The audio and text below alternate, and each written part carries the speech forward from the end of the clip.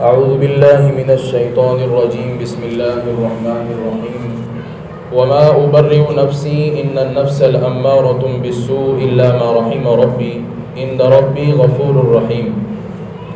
ہم نے پچھلے پارے میں 12ویں پارے میں اخیر میں حضرت یوسف علیہ السلام کا تذکرہ چل رہا تھا، اور یوسف علیہ السلام کا تذکرہ ہو کر یہاں پر پہنچا تھا کہ یوسف علیہ السلام جیل خانے سے نکل گئے اور سارے الزامات ان کے اوپر سے ہٹ گئے، اور پھر حضرت یوسف علیہ السلام بادشاہ کے پاس رہنے لگے۔ اب بادشاہ نے جو خواب دیکھا تھا اس کے خواب کی تعبیر بھی یوسف علیہ السلام نے بتا دی، اور یہ الزامات جو یوسف علیہ السلام کے اوپر سے ہٹے، اس کے بعد ایک نصیحت کے طور پر حضرت یوسف علیہ السلام نے ایک بات فرمائی جو 13ویں پارے کے شروع میں ہے، وَمَا أُبَرِّئُ نَفْسِي إِنَّ النَّفْسَ لَأَمَّارَةٌ بِالسُّوءِ إِلَّا مَا رَحِمَ رَبِّي۔ کہ ایسا نہیں ہے، یوسف علیہ السلام کہتے ہیں کہ نفس کے اندر اللہ تبارک و تعالیٰ نے ایک ایسی طاقت رکھی ہے کہ وہ گناہوں کی طرف اس کا میلان زیادہ ہوتا ہے، تو میں بھی جو ہے گناہوں سے بری نہیں ہوں۔ حالانکہ یوسف علیہ السلام کی شخصیت وہ شخصیت ہے کہ ان کے ابا حضرت یعقوب علیہ السلام وہ بھی نبی ہے، یعقوب علیہ السلام کے والد حضرت اسحاق علیہ السلام وہ بھی نبی ہے، حضرت اسحاق کے والد حضرت ابراہیم وہ بھی نبی ہے۔ گویا ایک خاندان کے اندر ایک نبیوں کا سلسلہ جاری ہے، گویا ایک نبوت کا خاندان بھی ہے اور نیک لوگوں کا خاندان بھی، اور یہ خود بھی نبی ہیں۔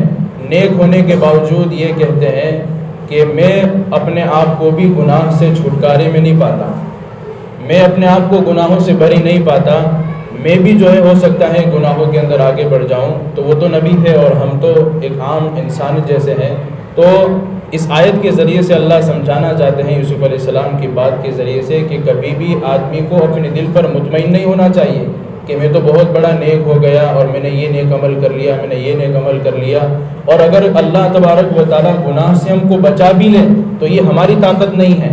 آگے فرمایا الا ما رحم ربی، میرے رب کی رحمت نہ ہوتی تو میں گناہوں سے بچ نہ سکتا، میں اس گناہ سے بچ نہ سکتا کہ چاروں طرف سے گناہوں کا ماحول تھا، لیکن میں گناہوں سے بچا یہ میرے رب کی رحمت کی وجہ سے۔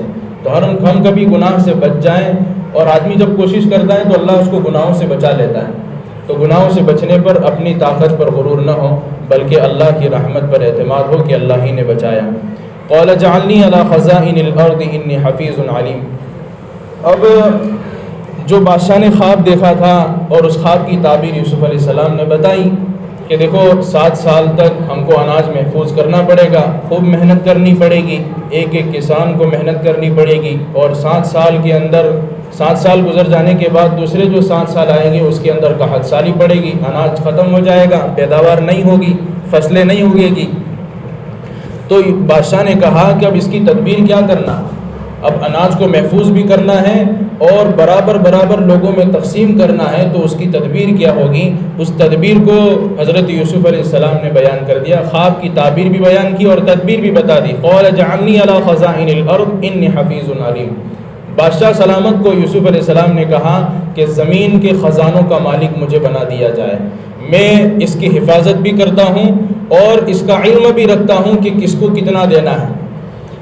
اللہ کے نبی علیہ الصلوۃ والسلام نے ایک حدیث میں ارشاد فرمایا کہ آدمی کو عہدہ سامنے سے مانگنا نہیں چاہیے، اگر کوئی دے دے تو بات الگ ہے لیکن مانگنا نہیں چاہیے۔ تو یوسف علیہ السلام نے یہاں پر مانگا، تو دراصل اس میں کوئی اعتراض کی بات نہیں ہے۔ حضرت یوسف علیہ السلام کے پاس نبوت کا جو عہدہ تھا وہ اتنا بڑا عہدہ تھا کہ دوسرے عہدے کی ان کو ضرورت اور غرض نہیں تھی، لیکن یہاں پر جو انہوں نے بادشاہ سلامت سے مانگا وہ اس لیے مانگا کہ ان کے علاوہ کوئی دوسرا ایسا نہیں تھا جو خزانے کو محفوظ کر سکے، اور اللہ نے ان کو اس بات کا علم بھی دیا تھا کہ خزانے کو کس طرح محفوظ رکھنا ہے، کیونکہ اس کی الگ اصول ہے، الگ قاعدے ہیں، قواعد ہیں، وہ عام انسان نہیں جان سکتا۔ تو یوسف علیہ السلام کو خطرہ تھا کہ میں جانتا ہوں یہ ساری چیزوں کو، اگر کسی اور ہاتھ میں چلا گیا یہ سارا خزانے کا مالک کوئی اور بن گیا تو ہو سکتا ہے کہ آگے چل کر لوگوں کو بھوکمری جو ہے زیادہ ہو جائے اور لوگ زیادہ جو ہے مرنے کے شکار ہو جائے۔ اس لیے یوسف علیہ السلام نے جو ہے یہاں پر خزانے کے مالک ہونے کا اقرار کیا کہ مجھے آپ خزانے کا مالک بنا دیں، میں اس کی حفاظت بھی کروں گا اور اس کو جانتا بھی ہوں کہ کیسے اس کو کرنا ہے۔ وجاء اخوۃ یوسف، پھر جو ہے حضرت یوسف علیہ السلام کو بادشاہ نے سارے خزانے کا مالک بنا دیا، بلکہ مفسرین نے لکھا ہے کہ مصر کے گویا بادشاہ بنا دیے گئے، وہ پورا کا پورا جو ہے بادشاہ کا نظام حضرت یوسف علیہ السلام کے سپرد کر دیا، اور مفسرین نے یہ بھی لکھا ہے کہ وہ بادشاہ بعد میں مسلمان ہو کر حضرت یوسف علیہ السلام کے اوپر ایمان بھی لے آیا۔ اس کے ذریعے ایک بات یہ بھی پتہ چلتی ہے کہ ایک مسلمان کو کسی غیر مسلم کے یہاں کام کرنے کی اجازت ہے، بشرطے کہ وہ غیر مسلمان کو کوئی ایسی چیز کرنے کی نہ کہیں جو اسلام کے خلاف ہو، یا اللہ تبارک و تعالیٰ کے حکم کے خلاف ہو، یا نبی کے خلاف ہو۔ وَجَاءَ إِخْوَةُ يُوسُفَ فَدَخَلَهُ عَلَيْهِ فَعَرَفَهُمْ وَهُمْ لَهُ مُنْكِرُونَ۔ اب جب 7 سال گزر جانے کے بعد، جب 7 سال کے جو قحط سالی کے پڑے، وہ دور دور تک جو ہے قحط سالی جو ہے دور دور تک گئی، اور لوگ خزانہ لینے کے پاس یوسف علیہ السلام کے پاس آنے لگے۔ یوسف علیہ السلام سب کو جو ہے اس کی ضرورت کے مطابق خزانہ دیتے تھے۔ اب یہ بھوک مری اور یہ بھکال جو ہے کنعان تک پہنچ گیا، یعنی وہاں تک پہنچ گیا جہاں یوسف علیہ السلام کے بھائی اور ان کے والد اور ان کے والدہ رہا کرتے تھے۔ یہ ساری جو ہے وہاں تک یہ بات پہنچ گئی، تو ان کے بھائی بھی، ان کو بھائیوں کو پتہ چلا کہ مصر کے اندر اس طرح بادشاہ جو ہے خزانے کو بانٹتا ہے اور جو ہے اناج بک رہا ہے کسی وزن کے مقابلے میں، تو یہ بھائی بھی 10 کے 10 بھائی مصر کے اندر آئے۔ وَجَاءَ إِخْوَةُ يُوسُفَ فَدَخَلُوا عَلَيْهِ فَعَرَفَهُمْ لَهُ مُنْكِرُونَ۔ یہاں سے ان کے قصے کو بیان کیا جا رہا ہے۔ یہ جب 10 بھائی مصر کے اندر پہنچے، اب ظاہر سی بات ہی یوسف علیہ السلام جو ان کے بھائیوں میں تھے، اللہ نے ان کو بادشاہ کے تخت پر بٹھا دیا تھا۔ جیسے ہی بھائی ان کے پاس پہنچے ہیں، یوسف علیہ السلام ان کو دیکھ کر پہچان گئے، یہ سارے کے سارے 10 میرے بھائی ہیں۔ لیکن وہ 10 بھائی یوسف علیہ السلام کو پہچان نہیں سکیں کیونکہ وہ بچپن میں تھے، اور اچھا مفسرین نے لکھا ہے کہ جب یہ 10 بھائی مصر کے اندر پہنچے اور یوسف علیہ السلام کو دیکھا، تو وہ زمانہ جب انہوں نے کنویں میں ڈالا تھا اور یہ زمانہ 40 سال گزر چکے تھے۔ اب ظاہر سی بات ہے، بچپن کا چہرہ اور 40 سال کے بعد کا چہرہ آدمی بدل جاتا ہے۔ آدمی خود اپنی آئی ڈی کے اندر بچپن کا سال کا دیکھے تو کچھ الگ چہرہ ہوتا ہے، اور ابھی کا بنایا ہوا دیکھے تو کچھ الگ چہرہ ہوتا ہے، ملتا جلتا بالکل نہیں ہوتا۔ تو حضرت یوسف علیہ السلام کے بھائی اپنے بھائی یوسف علیہ السلام کو نہیں پہچان سکے۔ یوسف علیہ السلام تو پہچان گئے اور ان کو ان کی ضرورت کے مطابق غلہ دے دیا، لیکن غلہ دینے والے کو یوں کہا کہ ان کے غلے کے اندر جو سامان وہ لوگ لے کر آئے تھے غلے کی عوض میں دینے کے لیے، واپس ان کے سامان میں رکھ دینا، ان کی جو ہے اجرت مت لینا، قیمت مت لینا۔ پھر حضرت یوسف علیہ السلام جب یہ لوگ جانے لگے تو یوسف علیہ السلام نے کہا کہ تمہارے کتنے بھائی ہیں؟ تو انہوں نے کہا کہ ہمارے 10 بھائی ہیں، اور ساتھ میں ہمارے ایک بھائی بنیامین ہیں جو اپنے ابا کے پاس ہم ان کو چھوڑ کر آئے ہیں۔ تو یوسف علیہ السلام نے کہا کہ آئندہ ان کو ساتھ میں لے کر آنا، اگر ساتھ میں لے کر نہیں آؤں گے تو غلہ نہیں دیا جائے گا۔ بلکہ مفسرین نے حدیث کی روشنی میں لکھا ہے کہ یوسف علیہ السلام نے صاف بات کہہ دی کہ اپنے بھائی کو لے کر نہ آؤں تو میرے قریب بھی مت آنا، غلہ نہیں ملے گا۔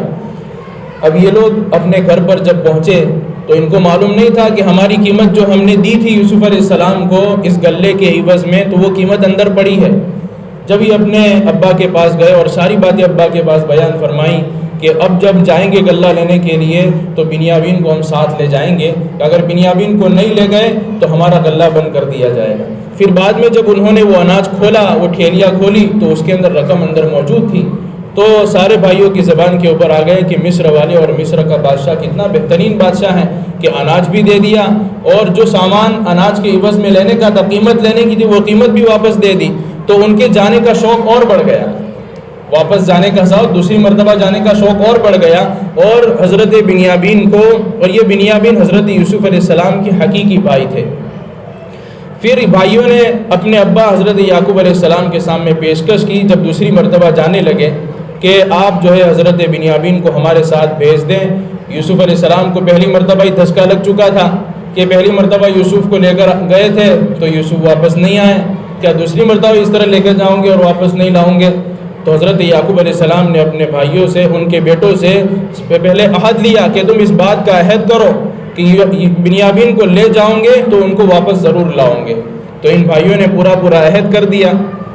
پھر جو ہے حضرت یعقوب علیہ السلام نے بنیامین کو ان کے ساتھ رخصت کر دیا اور ایک نصیحت فرمائی، وقال یا بنی لا تدخلوا من باب واحد وادخلوا من ابواب متفرقہ، اے میرے بیٹو جب مصر میں داخل ہو تو الگ الگ دروازے سے داخل ہونا۔ یہ اس لیے فرمایا الگ الگ دروازے سے داخل ہونا کہ حضرت یعقوب علیہ السلام کے جو 10 بیٹے تھے وہ قد و قامت کے اندر بڑے حشاش اور بشاش اور خوبصورت نظر آتے تھے دوسروں کے مقابلے میں. تو الگ الگ دروازے سے داخل ہونا اس لیے کہا کہ کہیں ایسا نہ ہو کہ ایک ہی دروازے سے 10 کے 10 داخل ہو تو دیکھنے والوں کو ایسا معلوم ہو کہ یہ لوگ کسی برے ارادے سے آئے ہیں. اس طرح ایک ساتھ داخل ہوئے کوئی سازش تو نہیں ہے. تو الگ الگ دروازے سے اس لیے کہا کہ تاکہ کسی کو شک بھی نہ ہو. تو اس طرح وہ لوگ داخل ہوئے اپنے ابا کے کہنے کے مطابق. جب یہ لوگ اپنے بھائی بنیامین کو لے کر یوسف علیہ السلام کے پاس پہنچے ہیں, یہ دوسری مرتبہ مصر میں داخل ہو رہے. وَلَمَّا دَخَلُوا عَلَىٰ يُوسُفَ آوَىٰ إِلَيْهِ أَخَاهُ قَالَ إِنِّي أَنَا أَخُوكَ فَلَا تَبْتَئِسْ بِمَا كَانُوا يَعْمَلُونَ. اب یہاں سے ایک دوسرا مرحلہ شروع ہوا کہ حضرت یوسف علیہ السلام نے اپنے بھائی بنیامین کو دیکھ کر پہچان لیا کہ یہ لوگ میرے بھائی بنیامین کو لے کر آئے ہیں.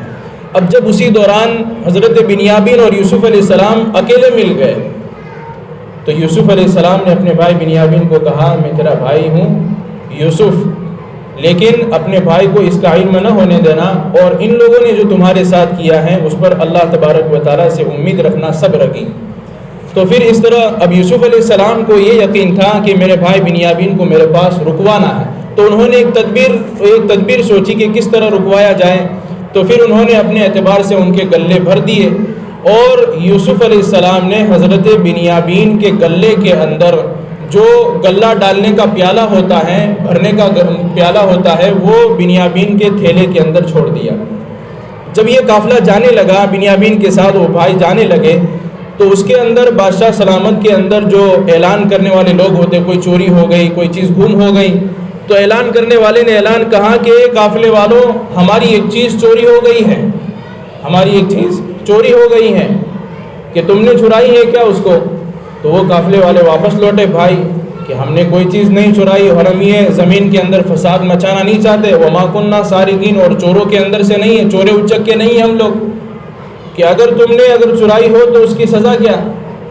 اب یعقوب علیہ السلام کی شریعت کے اندر اگر کوئی چوری کرتا اور چوری میں پکڑا جاتا تو اس کی سزا یہ ہوتی کہ بادشاہ کے پاس اس کا رکنا ضروری ہے, کہ اس کو غلام بنا کر روک لیا جائے.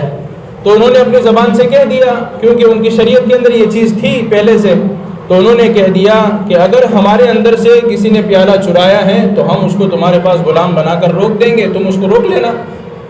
تو ساروں کے تھیلے چیک کیے گئے, اس کے تھیلے میں بھی نہیں ہے, اس کے میں بھی نہیں ہے, اس کے میں بھی نہیں ہے. اخیر میں بنیامین جو یوسف علیہ السلام کے حقیقی بھائی تھے اس کے اندر سے پیالہ نکل آیا. اب کیا کرتے, انہوں نے اپنی زبان تو دے دی تھی پہلے سے. یوسف علیہ السلام نے کہا بنیامین کو اپنے پاس روک لو, اور انہوں نے بڑی حضرت یوسف علیہ السلام سے بڑی عاجزی کی. یا ایھا العزیز ان لہ ابا شیخا کبیرا فخذ احدنا مکانا, اے بادشاہ سلامت, ہمارے ابا بہت بوڑھے ہیں اور ہم نے اپنے ابا سے وعدہ کیا ہے کہ بنیامین کو واپس لائیں گے, آپ ہم میں سے کسی ایک کو روک لیں, بنیامین کو چھوڑ دیں. لیکن یوسف علیہ السلام نے کہا قال معاذ اللہ, اللہ کی پناہ, ایک آدمی اگر کوئی گناہ کرتا ہے تو اس کے بدلے میں دوسرے کو کیسے روکا جا سکتا ہے, دوسرے کو کیسے روکا جا سکتا ہے, اور یہ ہرگز نہیں ہو سکتا, ہماری شریعت تو جو کہتی ہے وہی ہوگا.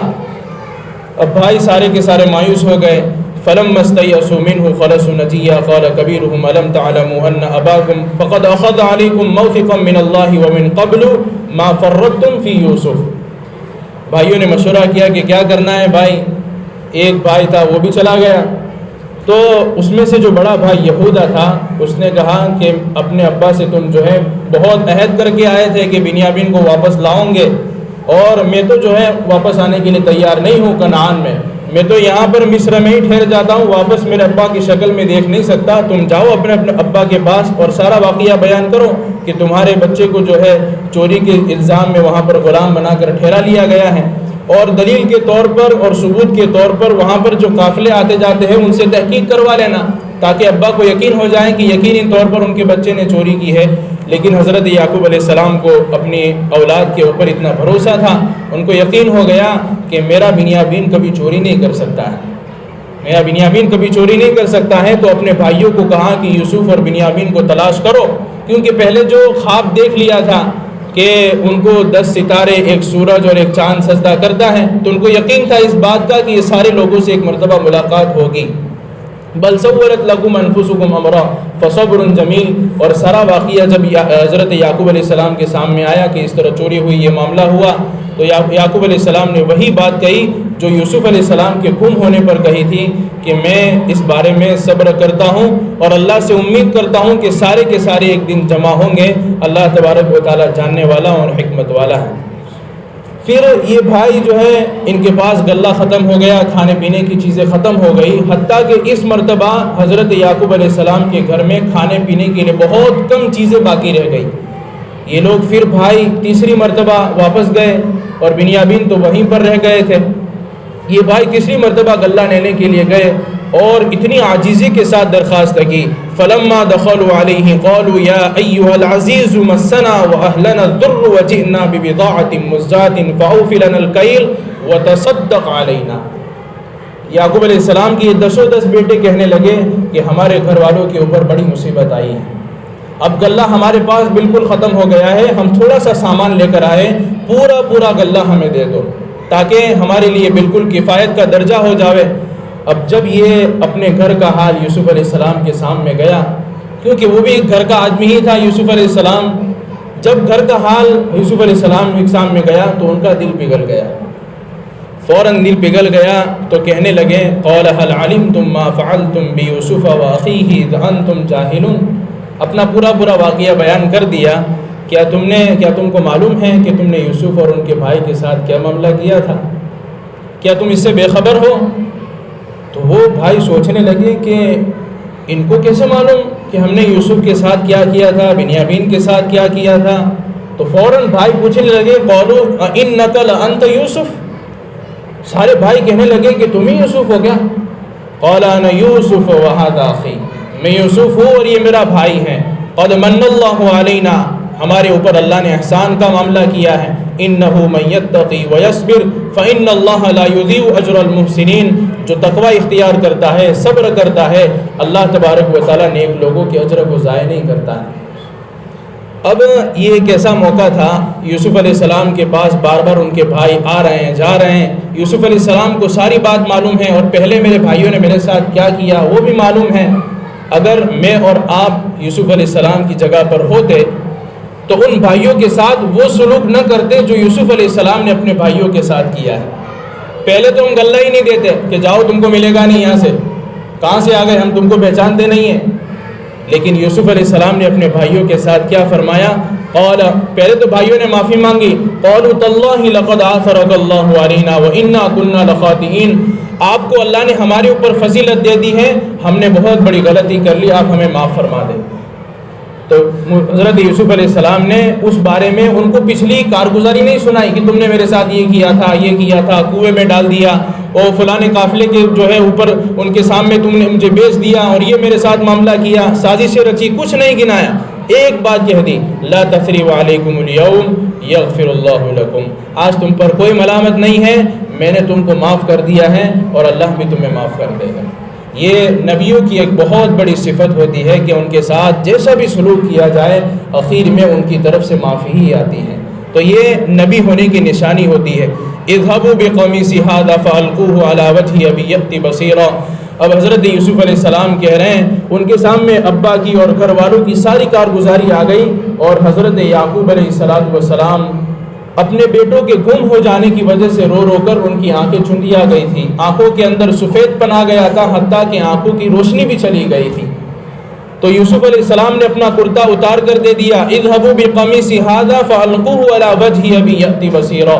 یہ میرا کرتا اتار کر لے جاؤ اور اپنے ابا کے چہرے پر پھیر دینا, ان کی بینائی واپس لوٹ آئے گی, ان کی آنکھوں کی دیکھنے کی طاقت واپس لے آئے گی. وَأْتُونِي بِأَهْلِكُمْ أَجْمَعِينَ وَلَمَّا فَصَلَتِ الْعِيرُ قَالَ أَبُوهُمْ إِنِّي لَأَجِدُ رِيحَ يُوسُف. یہ قافلہ تو بھی مصر سے روانہ ہی ہوا تھا. یعقوب علیہ السلام اپنے پاس بیٹھنے والوں کو کہنے لگے, مجھے یوسف کی خوشبو آ رہی ہے. کیا کہنے لگے؟ مجھے یوسف کی خوشبو آ رہی ہے. اب یہ آنکھوں کا جو ہے بینائی کا واپس لوٹ آنا حضرت یعقوب علیہ السلام کو یوسف علیہ السلام کی خوشبو کا آنا، یہ انبیاء علیہ السلام کے معجزات میں سے ہے۔ یہ کوئی مشکل بات نہیں ہے، کوئی ایسی نہ ہونے والی بات نہیں ہے، انبیاء علیہ السلام کے معجزات میں سے یہ چیز ہے۔ قالوا تاللہ انک لفی ضلالک القدیم، اور جب بھائیوں نے حضرت یوسف علیہ السلام کے کرتے کو اپنے ابا کے چہرے پر پھیرا تو ان کی بینائی بھی واپس لوٹ آئی اور بڑے خوش ہوئے اور کہنے لگے قال الم اقل لکم انی اعلم من اللہ ما لا تعلمون، میں نے تم سے کہا نہیں تھا میں وہ باتیں جانتا ہوں جو تم نہیں جانتے۔ یعنی ایک نہ ایک دن ملاقات ہو کر رہے گی۔ تو پھر حضرت یوسف علیہ السلام کے کہنے پر اپنے ابا کو، اپنے والدہ کو، اپنے پورے خاندان کو وہ بھائی لے کر مصر کی طرف روانہ ہوئے، اور یہ چوتھا داخلہ تھا۔ فلما دخلوا علی یوسف آوى الیہ ابویہ وقال ادخلوا مصر ان شاء اللہ، جب یوسف علیہ السلام کو معلوم ہو گیا کہ میرا خاندان، میرے بھائی اور میرے والد اور میرے والدہ وہاں سے روانہ ہوئے مصر کے آنے کے لیے، تو یوسف علیہ السلام شہر کے باہر، مصر سے باہر ان کے استقبال کے لیے کھڑے ہو گئے اور پورے خاندان کا استقبال کیا، اور اپنے والد کو اور اپنی والدہ کو اس تخت پر بٹھایا جہاں یوسف علیہ السلام خود بیٹھتے تھے، اور سارے بھائیوں نے اور یوسف علیہ السلام کے ابا نے اور ان کی والدہ نے تعظیم کے طور پر حضرت یوسف علیہ السلام کو سجدہ کیا۔ مفسرین نے لکھا ہے کہ یہ سجدہ یا تو اس لیے تھا کہ یوسف علیہ السلام مل گئے، بنیامین مل گئے، اس شکرانے میں اللہ کے سامنے سجدہ کیا تھا، یا پھر یہ سجدہ تعظیم کے طور پر تھا کہ حضرت یوسف علیہ السلام کے مل جانے پر ان کی عزت کی گئی، اور فوراً سجدہ کرنے کے بعد یوسف علیہ السلام کی زبان سے کیا نکلا؟ وقال یا ابتی ھذا تأویل رؤیاے، اے میرے ابا جان میرے خواب کی تعبیر یہ ہے۔ کیا کہا؟ میرے خواب کی تعبیر یہ ہے، جو میں نے خواب دیکھا تھا میرے خواب کی تعبیر یہ ہے، قد جعلھا ربی حقا، میرے رب نے میرے خواب کی تعبیر حق کر کے اور سچ کر کے بیان فرما دی۔ وقد احسن بی اذ اخرجنی من السجن وجاء بکم من البدو، گویا حضرت یوسف علیہ السلام نے اپنے اس قصے کی طرف اشارہ فرمایا جو ان کو خواب میں دکھایا گیا تھا، اور اپنے ابا سے کہا کہ میرا خواب سچ ہو گیا، اور اس طرح یہ حضرت یوسف علیہ السلام کا قصہ اللہ تبارک و تعالی نے بیان فرمایا۔ ذالک من انباء الغیب نوحیہ الیک وما کنت لدیہم اذ اجمعوا امرہم وہم یمکرون، کیونکہ کفار مشرکین نے کہا تھا کہ ہم کو یوسف علیہ السلام کا واقعہ بتاؤ، یعقوب علیہ السلام کا واقعہ بتاؤ کہ وہ لوگ کنعان سے مصر کیسے پہنچے تھے، فلسطین سے مصر کیسے پہنچے تھے۔ تو اس آیت کے ذریعے سے اللہ تبارک و تعالیٰ نے یہ ثابت کر دیا کہ اللہ کے نبی یہ سارا کے سارا قصہ تم ان کو بیان کر دو۔ حالانکہ اللہ کے نبی علیہ السلام پڑھے لکھے نہیں تھے، امی تھے، لیکن یہ سارا قصہ بیان کر دیا۔ یہ اس بات کی دلیل ہے کہ آپ بھی حق ہیں، آپ کی بات بھی حق ہے، اور قرآن بھی حق ہے۔ اور اخیر میں اللہ تبارک و تعالیٰ نے بیان فرمایا لقد کان فی قصصہم عبرۃ لأولی الالباب، اللہ تبارک و تعالیٰ یہ سارے قصوں کو قرآن میں کیوں بیان فرماتا ہے؟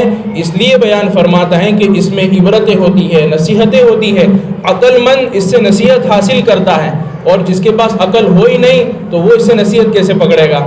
جس کو اللہ تبارک و تعالیٰ نے آنکھ کی روشنی دیکھنے کی طاقت دے دی، وہ اپنی آنکھوں کو خود بند کر دے تو ساری چیزیں نظر نہیں آ سکتی، اپنی آنکھوں کو کھول کر دیکھے گا تو چیزیں نظر آئیں گی۔ اللہ تبارک و تعالیٰ نے ہم کو عقل سلیم دی ہے، ان قصوں کے ذریعے سے سبق حاصل کرنے کی ضرورت ہے۔ اور اللہ تبارک و تعالیٰ نے آگے قرآن کریم کے 5 اوصاف بیان فرمائے۔ ما کان حدیثا یفترا، یہ قرآن گھڑی ہوئی کتاب نہیں ہے، ولکن تصدیق الذی بین یدیہ، پچھلی کتابوں کی تصدیق کرتی ہے۔ اور اس کی تیسری صفت وتفصیل کل شیء، اس کتاب کے اندر اللہ تبارک و تعالیٰ نے انسان کی شروع کی زندگی سے لے کر آخر تک، شروع سے لے کر قیامت تک جتنی بھی چیزیں پیش آنے والی ہیں، حالات ہیں، غم ہیں، خوشیاں ہیں، ساری چیزوں کو اس قرآن کے اندر بیان کر دیا گیا۔ وہدن، اور لوگوں کے لیے اس میں ہدایت چھپا کے رکھی ہے۔ اور 5ویں صفت ورحمتن، اور اس کے اندر اللہ نے رحمت چھپا کے رکھی ہے لقوم یؤمنون، جو اس کو یقین کے ساتھ پڑھتے ہیں اور سمجھتے ہیں۔ کہ گویا قرآن کو پڑھنے کے ساتھ ساتھ اس کو سمجھنا بھی اتنا ہی ضروری ہے، کیونکہ اس کا ایک بہت بڑا حق ہے۔ سورۃ الرعد مدنیہ، آگے سورہ رعد بیان فرمائی اور پہلی آیت کے اندر اللہ تبارک و تعالیٰ نے قرآن کے نزول کی حکمت بیان فرمائی کہ قرآن کریم اللہ تبارک و تعالیٰ نے نازل فرما کے ایک بات کو ثابت کر دیا کہ تمہارے رب کی طرف سے ایک حق کتاب آ گئی ہے، وَلَٰكِنَّ أَكْثَرَ النَّاسِ لَا يُؤْمِنُونَ، لیکن اکثر لوگ پھر بھی ایمان نہیں لاتے ہیں۔ اللہ الذی رفع السماوات بغیر عمد ترونها، یہاں پر اللہ تبارک و تعالیٰ نے اپنی طاقت کو بیان فرمایا کہ اللہ تبارک و تعالیٰ اتنی زبردست طاقت والا ہے کہ آسمان کو اتنا بلند بنایا ہے، بغیر عمد، بغیر ستون کے بنایا ہے۔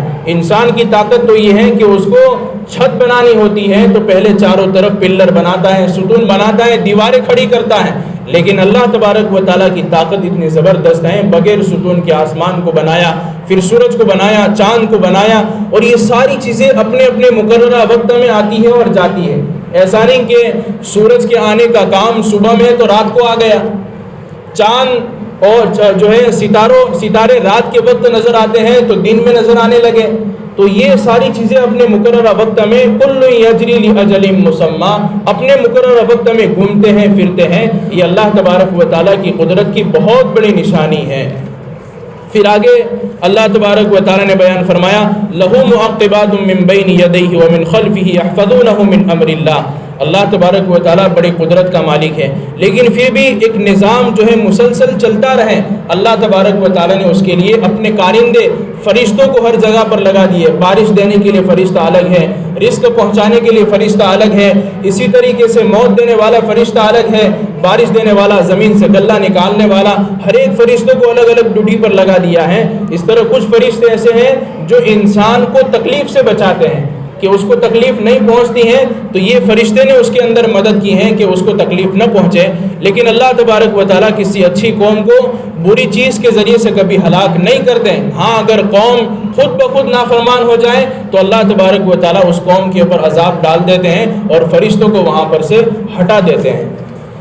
انزل من السماء ماء فاصلت اودية بقدرها فاحتمل السيل زبدا رابيا۔ اس آیت میں اللہ تبارک و تعالیٰ نے حق کی اور باطل کی مثال بیان فرمائی کہ حق اور باطل کی مثال کیسی ہوتی ہے کہ آسمان سے موسلا دھار بارشیں اور پانی برسا اور خوب سیلاب ہو گیا اور اوپر پانی کا پانی نظر آ گیا، لیکن قیمتی چیزیں وہ پانی کے اوپر نہیں ترتی بلکہ وہ زمین پر پڑی رہتی ہے اور پانی بھی ختم ہو جاتا ہے، جاگ بھی ختم ہو جاتی ہیں، تو وہ قیمتی چیزیں جو ہے وہ نظر آنے لگتی ہیں، انسان اس سے فائدہ اٹھاتا ہے۔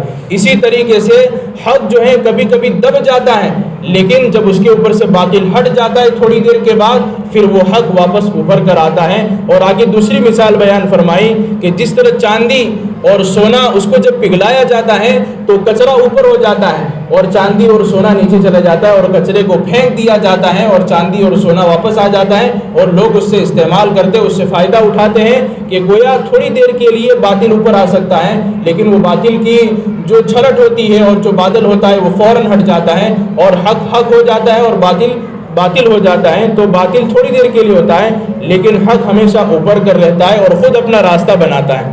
الذی یوفون بعہد اللہ، اس آیت کے اندر اور اگلی دوسری آیت کے اندر اللہ نے ایمان والوں کی صفت کو بیان فرمایا ہے کہ ایمان والے وہ ہوتے ہیں جو اللہ کے عہد کو پورا کرتے ہیں، یعنی عبادت کو، اطاعت کو پابندی کے ساتھ بجا لاتے ہیں۔ ولا ينقضون الميثاق، اور بندوں کے ساتھ جو معاہدے ہوتے ہیں اس کو توڑتے نہیں ہیں۔ والذین یصلون ما امر اللہ به ان یوصل، اور جن رشتوں کو اللہ نے جوڑنے کا حکم دیا ہے اس کو جوڑتے ہیں۔ ویخشون ربهم، اپنے رب سے ڈرتے ہیں۔ ویخافون سوء الحساب، قیامت کے دن حساب کے دن سے ڈرتے ہیں۔ والذین صبروا ابتغاء وجہ ربہم، اور جب ان کے اوپر کوئی مصیبت آ جاتی ہے تو اللہ کی رضا کی خاطر اس پر صبر کرتے ہیں۔ واقاموا الصلاۃ، نماز کو قائم کرتے ہیں۔ وانفقوا مما رزقناہم سرا وعلانیہ، ہم نے جو ان کو رزق دیا ہے اس میں سے خرچ کرتے ہیں، چھپ کر بھی اور علانیہ بھی۔ گویا کہ خرچ کرنے کے دو طریقے ہیں، ایک مٹھی میں بند کسی کو دے دیا جائے اور دوسرا سب کے سامنے دیا جائے، اور دیا جائے سب کے سامنے اس لیے کہ دوسروں کو بھی ترغیب ہو کہ بھائی صدقہ کرنا چاہیے، جس طرح یہ آدمی صدقہ کرتا ہے تو اللہ نے مجھے بھی طاقت دی ہے میں بھی صدقہ کروں۔ تو علانیہ صدقہ کرنے کا مقصد یہ ہے کہ دوسروں کو ترغیب ہو بشرطے کہ اس کے اندر دکھلاوا نہ ہو۔ وَيَدْرَؤُونَ بِالْحَسَنَةِ السَّيِّئَةِ، آخری صفت یہ بیان فرمائی کہ ان کے اوپر کوئی برائی آتی ہے تو اچھائی کے ذریعے سے اس کو دفع کرتے ہیں۔ تو یہ ایمان والوں کی صفت بیان فرمائی کہ کسی کے اندر یہ صفت ہوگی، جنات عدن يدخلونها ومن صلح من آبائهم، ہمیشہ ہمیشہ کی جنت میں اس کو داخل کر دیا جائے گا۔ وَيَقُولُ الَّذِينَ كَفَرُوا لَوْلَا أُنزِلَ عَلَيْهِ آيَةٌ مِّن رَّبِّهِ قُلْ إِنَّ اللَّهَ يُضِلُّ مَن يَشَاءُ، کہ کفار مشرکین اپنے نبی محمد صلی اللہ علیہ وسلم سے فرمائشی معجزات مانگتے تھے کہ ہم کو یہ معجزہ دکھا دو تو ایمان لے آئیں گے، یہ معجزہ دکھا دو تو ایمان لے آئیں گے۔ اللہ تبارک و تعالیٰ نے اس آیت کو نازل کر کے بیان فرما دیا کہ یہ جو تم سے معجزات مانگ رہے ہیں ان کی بات پر یقین نہ کریے کہ اگر ان کے سامنے معجزات آ بھی گئے تو یہ لوگ ایمان لانے والے نہیں ہیں۔ اللہ جسے گمراہ کرنا چاہتا ہے اسے گمراہ کرتا ہے، اور جسے ہدایت دینا چاہتا ہے اسے ہدایت دے دیتا ہے۔ اس سے آپ فکر مند نہ ہو جائیے۔ فَيَقُولُ الَّذِينَ كَفَرُوا لَسْتَ مُرْسَلًا، کفار مشرکین کا ایک اعتراض یہ تھا کہ آپ رسول نہیں ہیں، تو فوراً اللہ تبارک و تعالیٰ نے کہا کہ قُلْ كَفَى بِاللَّهِ شَهِيدًا بَيْنِي وَبَيْنَكُمْ، آپ کہہ دو کہ اللہ میرے لیے کافی ہے اور میرے درمیان اور اس کے درمیان اللہ تبارک و تعالیٰ بھی گواہ ہے۔ وَمَنْ عِنْدَهُ عِلْمُ الْكِتَابِ، اور کتاب کا علم جس کو دیا گیا ہے، یعنی جو علم کے جاننے والے ہیں وہ بھی آپ کے گواہ ہیں کہ آپ رسول ہی ہیں۔ سورہ ابراہیم یہ مکی صورت ہے، اس میں بھی اللہ تبارک و تعالیٰ نے توحید کو، رسالت کو، آخرت کو بیان فرمایا، اور پہلی آیت کے اندر اللہ تبارک و تعالیٰ نے قرآن کا مقصد بتایا کہ قرآن کیوں نازل فرمایا۔ کتاب انزلناہ الیک لتخرج الناس من الظلمات الی النور، کہ ہم نے اس کتاب کو اس لیے نازل فرمایا ہے تاکہ گمراہی سے نکال کر لوگوں کو ہدایت کے راستے پر لایا جائے۔ گویا اس قرآن کے اندر اللہ نے وہ طاقت رکھی ہے کہ جو اس کو سمجھ کر پڑھے گا اور اس کو دوسروں تک پھیلائے گا، اللہ تبارک و تعالیٰ نے اس میں طاقت رکھی ہے کہ اگر گمراہ ہوگا تو وہ گمراہی سے نکل کر ہدایت والا راستہ اختیار کر لے گا۔ وَإِذْ تَأَذَّنَ رَبُّكُمْ لَئِن شَكَرْتُمْ لَأَزِيدَنَّكُمْ، اس آیت کے اندر اللہ تبارک و تعالیٰ نے یوں بیان فرمایا کہ اگر تم اللہ کی دی ہوئی نعمتوں پر شکر گزاری کرو گے تو اللہ اس نعمت میں اضافہ کر دے گا۔ وَمَا أَرْسَلْنَا مِن رَّسُولٍ إِلَّا بِلِسَانِ قَوْمٍ لِيُبَيِّنَ لَهُمْ، ایک آیت چھوٹ گئی کہ مشرکین یہ کہتے تھے کہ رسول کو نازل کرنا ہی تھا تو کسی اور زبان میں نازل کر دیں، ہمارے اندر کیوں نازل فرمایا؟ اللہ نے ان کا یہاں پر جواب دے دیا کہ کوئی کسی انسان کو سمجھانا ہو تو اس کے سمجھانے کا بہترین انداز یہ ہے کہ اسی کی زبان میں اس کو سمجھایا جائے۔ آپ جانتے ہیں کہ اگر آپ عربی نہیں جانتے ہیں، میں آپ کے سامنے اگر عربی میں تقریر کرنا شروع کر دوں تو آپ کہیں گے مولانا صرف جو ہے قرآن کی آیتیں پڑھ لی، ہم کو سمجھ میں نہیں آیا کیا باتیں کہی۔ آپ سمجھنا چاہتے ہیں تو میں آپ کے سامنے وہ زبان بولوں گا جو آپ جانتے ہیں۔ تو اللہ تبارک و تعالیٰ اس آیت کو نازل کر کے بتانا چاہتے ہیں کہ ہم نے جب بھی کسی رسول کو بھیجا ہے، پہلے بھی اور اب بھی، ہم اس رسول کو اس کی قوم کے زبان کے مناسب بھیجتے ہیں۔ تو انبیاء علیہ الصلوۃ والسلام جب بھی کسی قوم کے پاس بھیجے جاتے ہیں تو ان کی زبان کے مطابق بھیجے جاتے ہیں تاکہ اس قوم کو اپنی ہی زبان میں سمجھا جائے، لیبین لہم، تاکہ تمہاری زبان میں تم کو سمجھایا جائے۔ اس لیے نبی کو ہم نے عربی زبان دے کر بھیجا تاکہ تم سمجھ جاؤ، کیونکہ تم عربی جانتے ہو۔ وَإِذْ تَأَذَّنَ رَبُّكُمْ، پھر آگے اللہ تبارک و تعالیٰ نے سورت کے اخیر میں ایک اور بات ارشاد فرمائی ہے کہ وَإِذْ قَالَ إِبْرَاهِيمُ رَبِّ اجْعَلْ هَذَا بَلَدًا آمِنًا وَاجْنُبْنِي وَبَنِيَّ أَن نَّعْبُدَ الْأَصْنَامَ۔ حضرت ابراہیم علیہ السلام نے اپنے رب سے یہ دعا فرمائی جب حضرت ابراہیم علیہ السلام اپنے بیٹے کو اور اپنی بیوی حضرت حاجرہ علیہ السلام کو مکہ میں لے گئے۔ وہاں پر کوئی ہریانی نہیں تھی، کوئی پانی کا انتظام نہیں تھا، کوئی عمارت نہیں تھی، تو اس وقت حضرت ابراہیم علیہ السلام اپنے گھر والوں کو چھوڑ کر جا رہے تھے تو اللہ سے یہ دعا کی، رب اجعل ھذا بلدا آمنا واجنبنی وبنی ان نعبد الاصنام، اے اللہ اس جگہ کو امن کی جگہ بنا دے اور مجھے اور میرے بیٹے کو بتوں کی عبادت سے محفوظ رکھنا، بتوں کی عبادت میں پڑنے نہ دینا، اور یہاں پر ہریالی اور پھلواری ہو جاوے ایسا بھی انتظام کر دینا۔ اب حضرت ابراہیم علیہ السلام کی دعا کی برکت یہ ہو گئی کہ آج تک ہم مدینہ کے اندر چلے جائیں، مکہ میں چلے جائیں، جیسا بھی زمانہ ہو، گرمی کا زمانہ ہو، ٹھنڈی کا زمانہ ہو، ہر طرح کے پھل وہاں پر موجود ہوتے ہیں، حتیٰ کہ کھجوریں 24 گھنٹوں اور 12 مہینے وہاں پر پائی جاتی ہے۔ حالانکہ کھجوروں کا زمانہ گرمیوں کا زمانہ ہوتا ہے، گرمی میں کھجوریں درختوں کے اوپر آتی ہے، لیکن حضرت ابراہیم علیہ السلام کی دعا کی برکت سے اللہ تبارک و تعالیٰ نے فراوانی کر دی۔ اس آیت کے ذریعے سے بھی پتہ چلا کہ ہمیں بھی اپنے گھر والوں کے لیے، اپنے بیٹوں کے لیے رزق کی دعا مانگنی چاہیے، امن کی دعا مانگنی چاہیے، اور ہمارے گھر والے بتوں کے اندر اور دوسری عبادتوں میں شریک نہ ہو جائیں، اس کی بھی حفاظت کی دعا مانگنی چاہیے، اور اولاد کے لیے بھی۔ اور مفسرین نے لکھا ہے کہ اپنے خاندان کے لیے بھی ہمیں اپنے دعا میں اپنے خاندان کو بھی یاد رکھنا چاہیے۔ اللہ تبارک و تعالی ہمیں کہنے سننے زیادہ عمل کرنے کی توفیق عطا فرمائے۔